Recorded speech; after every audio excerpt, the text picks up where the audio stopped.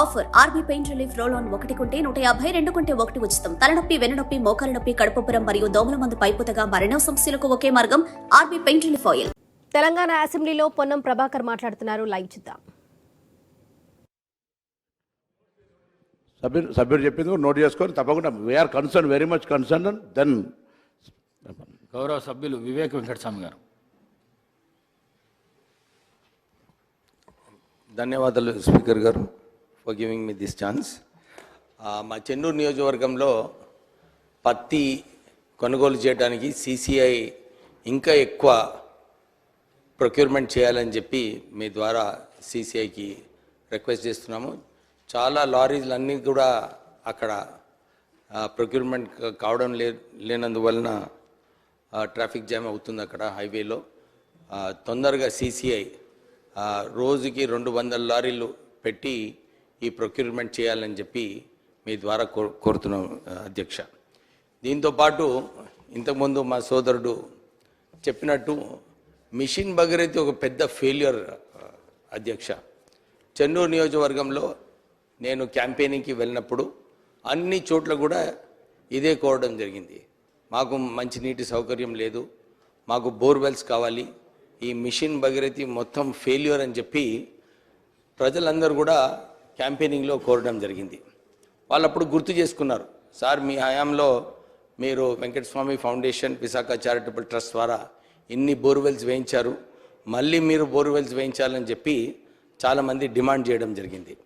మొన్న ముఖ్యమంత్రి గారు రివ్యూ మీటింగ్లో ఈ మిషన్ భగీరథ గురించి చర్చించేటప్పుడు నేను వారిని కోరినాను, ఒక 100 బోర్వెల్ మా కాన్స్టిట్యున్సీకి ఇస్తే బాగుంటుందని చెప్పి వారిని కోరడం జరిగింది. వాళ్ళు ఇదే అన్నారు, రాష్ట్రంలో బోర్వెల్స్ వేయడానికి పర్మిషన్ లేదు, మిషన్ భగీరథ ఎందుకు సరిగా మీ దగ్గర అమలు కాలేదని చెప్పి ఒక ఎంక్వైరీ పెట్టినారు అధ్యక్ష. ఈ ఎంక్వైరీలో చూస్తే చాలా మట్టుకు పైపులు ఏదైతే మిషన్ భగీరథలో వాడినారో అన్ని పాత పైపులు వాడినారు. అంటే కేవలం పైపులు కాంట్రాక్టర్కి లాభం పొందేలాగా 70% కన్నా ఎక్కువ ఎంక్వైరీలో పాత పైపులు అన్నీ కూడా డ్యామేజ్ అయిపోయినాయి. ఇంతకుముందు మిషన్ భగీరథలో ఏదైతే నిధులు కేటాయించాలో డ్యామేజ్ పైప్స్కి కొత్త పైప్స్ వేయడము, ఇంట్రానెట్ కూడా మిషన్ భగీరథలో ఇంకా పూర్తి కాలేదు అధ్యక్ష. అంటే ఈ మిషన్ భగీరథ వలన మంచినీటి సౌకర్యము మొత్తము చెన్నూరులో ఫెయిలియర్ ఉంది. ఇప్పుడే అందరు ఇతర ఎమ్మెల్యేస్ గారితో మాట్లాడినప్పుడు కూడా అందరు కూడా ఇదే చెప్తున్నారు, సార్ మిషన్ భగీరథ నీళ్లు రావటం లేదు, మాకు ఈసారి ఈ ఎండాకాలం ముందు ఏదో ఒక మిషన్ భగీరథ మళ్ళీ రివ్యూ పెట్టి చేస్తే బాగుంటుందని చెప్పి చాలామంది కోరడం జరిగింది. మా చెన్నూరు నియోజకవర్గంలో కూడా మిషన్ భగీరథ ఆఫీషియల్స్ని పిలిచి 3 సార్లు రివ్యూ మీటింగ్ చేసినాం అధ్యక్ష.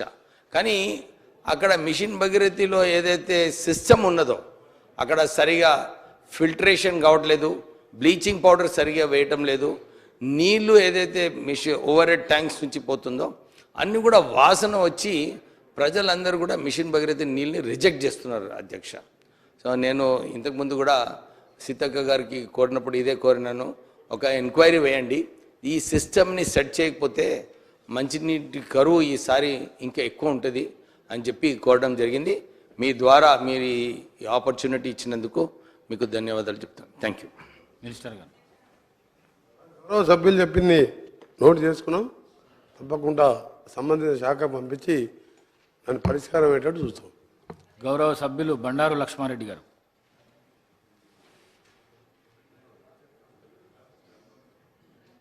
స్పీకర్ సార్ నమస్కారం సార్. ముఖ్యంగా ఉప్పల్లో లేక్స్ చాలా ఉన్నాయి సార్, మా దగ్గర చెరువులు నాచారం, కాప్రా, రామంతపూర్, ఉప్పల్లో ఈ లేక్లలో మెయిన్గా గుర్రం టెక్క వచ్చి అస్సలు క్లీన్ చేయడం లేదు. ఈ గుర్రం టెక్క వల్ల దోమలు నాచారంలో కానీ రామంతపూర్లో కానీ ఉప్పల్లో కానీ చాలా దోమలతోటి చాలా ప్రాబ్లం ఫేస్ చేస్తున్నారు సార్ అందరు కూడా. కాబట్టి వీళ్ళందరూ కూడా ఆ గుర్రం టెక్క తీయాలి, ప్లస్ ఆ లేక్స్ అన్నీ కూడా డెవలప్ చేస్తే బాగుంటుంది సార్. అలాగనే డ్రైనేజ్ కానీ మెయిన్గా డ్రైనేజ్ చాలా ప్రాబ్లం ఉన్నాయి సార్. మా ఏరియా కొత్తగా డెవలప్ అవుతుంది కాబట్టి డ్రైనేజ్ సిస్టమ్ కూడా అన్ని బాగా చేయాలని చెప్పి కోరుకుంటున్నాను. అట్లే సీఎం రిలీఫ్ ఫండ్ కూడా చాలా మటుకు రావడం లేదు సార్. అట్లే పోతే ఎస్టీపీలు 2 ఎస్టీపీలు రెడీ అయినాయి సార్. సీఎం గారు వస్తారని చెప్తా ఉన్నారు. అది వచ్చినప్పుడు కూడా ఇనాగ్రేషన్కు వచ్చినప్పుడు 100 bed hospital last health minister Harish Rao garu 100 bed hospital ఇచ్చింది సార్. అదే దినం కూడా ఈ హాస్పిటల్ కూడా ఓపెన్ చేయాలని చెప్పి కోరుకుంటున్నాను సార్. అలాగనే నేను ఆర్ఎండ్బి మినిస్టర్ వెంకటరెడ్డి అన్న గారిని కలిశాను. కలిస్తే ఉప్పల్లో నుంచి చెరువు కట్ట ఏదైతే మెయిన్ రోడ్ ఉందో చాలా ప్రాబ్లం ఉంది. తన కూడా చెప్పిండు మేమందరం కూడా మంత్రులం అదే రోడ్ మీద తిరుగుతున్నామని చెప్పి అది కూడా కొద్దిగా ఫాస్ట్గా చేయాలని చెప్పి కోరుకుంటున్నాను sir. Thank you lot sir. Sir గౌరవ సభ్యులు లక్ష్మణరెడ్డి గారు చెప్పినట్టు సార్ ఆ ఎస్టీపీల విషయం కూడా తొందరగా పూర్తి చేపిస్తాం. దాంతోపాటు ఆ రోడ్డు విషయం కూడా ఇప్పటికే అధికారులకు ఆదేశించడం జరిగింది. మీ ఆగిపోయిన ఫ్లైఓవర్ బ్రిడ్జ్ కూడా కేంద్ర మంత్రి గడ్కరీ గారు దృష్టికి తీసుకొచ్చి త్వరగా పూర్తి చేసేటట్టు దాని మీదనే మన ఢిల్లీలో రివ్యూ కూడా పెట్టాం. అది కూడా త్వరలోనే పూర్తి చేస్తున్నాం. గౌరవ సభ్యులు మేడిపల్లి సత్యం గారు.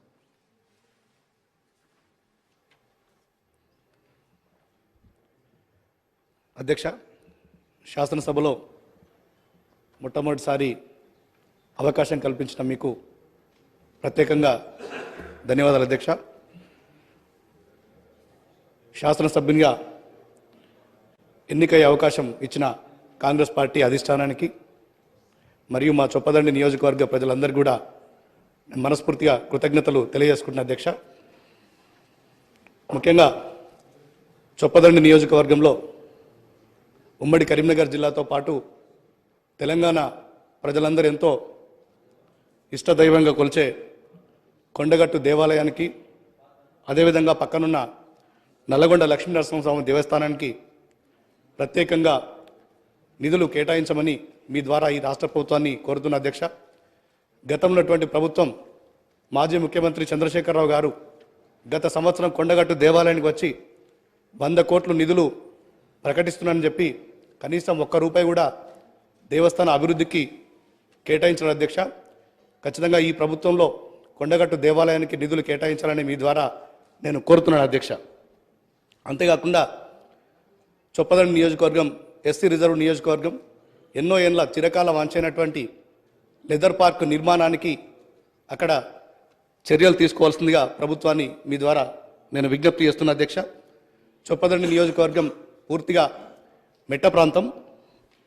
అక్కడ వరద కాల్వ, SRSP canal, Kaleshwaram, Yellampalli project పైప్లైన్లకు సంబంధించి చొప్పదండి నియోజకవర్గ రైతాంగం ఎన్నో విలువైన భూములు కోల్పోయినరు.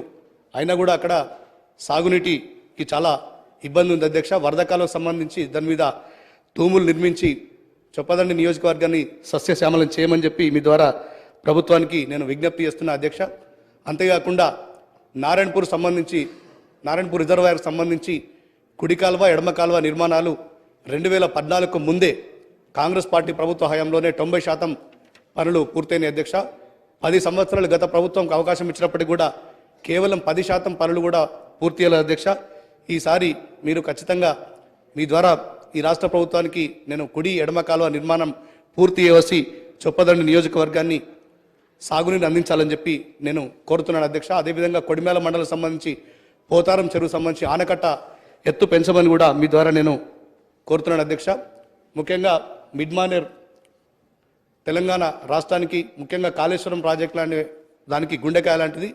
గతంలో గౌరవ ముఖ్యమంత్రి రేవంత్ రెడ్డి గారు, ఉప ముఖ్యమంత్రి బట్టి విక్రమార్క గారు, మా గౌరవ మంత్రులు పెద్దలు శ్రీధర్ బాబు గారు, పెద్దలు పొన్నం ప్రభాకర్ గారు, పెద్దలు జీవన్ రెడ్డి గారు అనేక సార్లు వారి సమస్యలను విన్నారు. ఆ సమస్యల పరిష్కారం కోసం మీరు చర్యలు తీసుకోవాల్సిందిగా నేను కోరుతున్నాను అధ్యక్ష.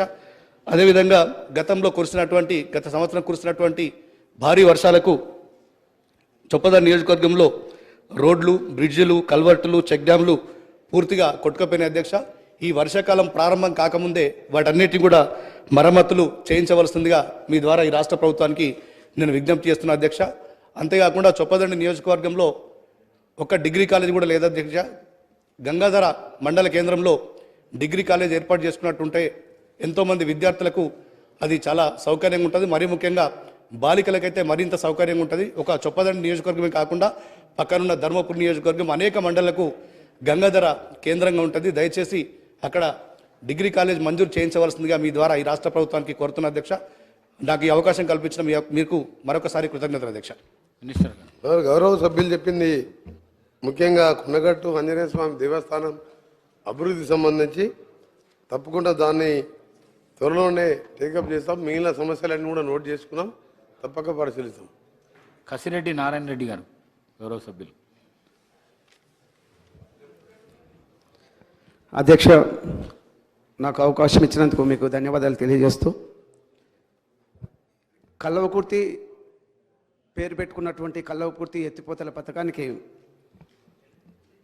వాస్తవంగా కల్లవకుర్తి ప్రాంతం మొత్తం రావాలి, కానీ నీళ్లు సాగునీరు రాకుండా అక్కడే ఆగిపోయినాయి. అంటే ఇంకా పైన నాగర్ కర్నూలు వరకే. గత ప్రభుత్వం 2017లో అప్పుడున్నటువంటి గౌరవ మంత్రి గారు కల్లవకుర్తికి నీళ్లు కావాలంటే 178,8 రూపాయలు శాంక్షన్ చేశారు. 2018 వరకు వర్క్స్ చేసేసి ఆ తర్వాత ఆపేశారు.